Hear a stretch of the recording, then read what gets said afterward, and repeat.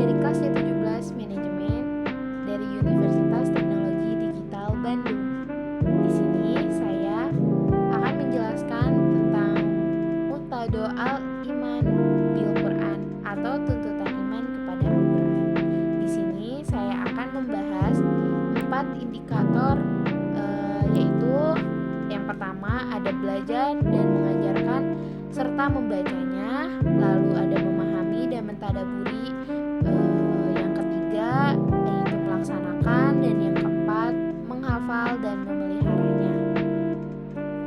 Dan yang pertama yaitu ada belajar dan mengajarkan serta membacanya, yaitu tuntutan dalam keimanan seorang muslim yakni mengimani Al-Quran.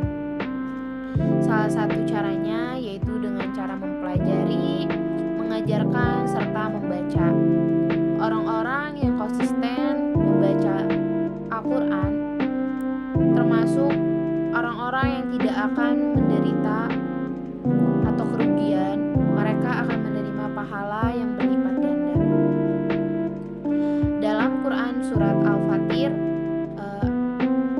ayat 29 sampai 30 yang artinya sebenarnya orang-orang yang selalu membaca kitab Allah dan mendirikan sholat dan menafkahkan sebagian rezeki yang kami anugerahkan kepada mereka dengan diam-diam dan terang-terang, mereka mengharapkan perdagangan yang tidak akan terjadi merugi, agar Allah menyempurnakan pahala mereka, menambah kepada mereka dari karunia-Nya. Sesungguhnya Allah Maha Pengampun lagi Maha mensyukuri. Lalu yang kedua ada melaksanakan. Al-Quran dan hadis menjadi pedoman dan landasan dalam menjalani kehidupan. Keduanya secara seimbang memberikan sisi arahan bagi umatnya untuk ikut memperhatikan akhirat ketika menjalani kehidupan di dunia sampai akhir hayat.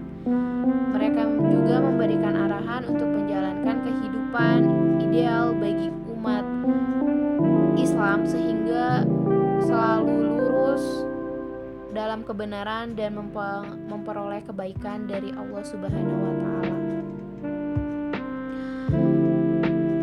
Lalu dalam Quran surat Al-Isra ayat 106 yang artinya, dan Al-Quran itu telah kami turunkan dengan berangsur-angsur agar kamu membacakannya perlahan-lahan kepada manusia, dan kami menurunkannya bagian demi bagian.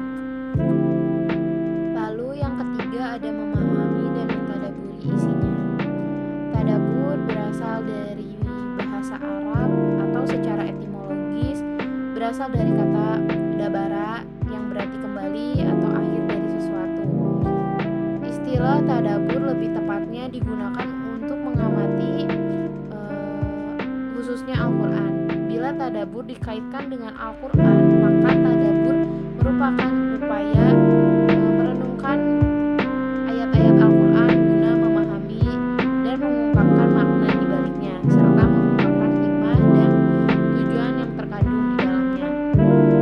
Lalu Allah berfirman dalam Quran surat Al-Sad ayat 29 yang artinya, ini adalah sebuah kitab yang kami turunkan kepadamu penuh dengan berkah supaya mereka memperhatikan ayat-ayatnya dan supaya mendapat pelajaran orang-orang yang mempunyai pikiran. Ayat di atas cukup menjelaskan mengenai diturunkannya Al-Quran kepada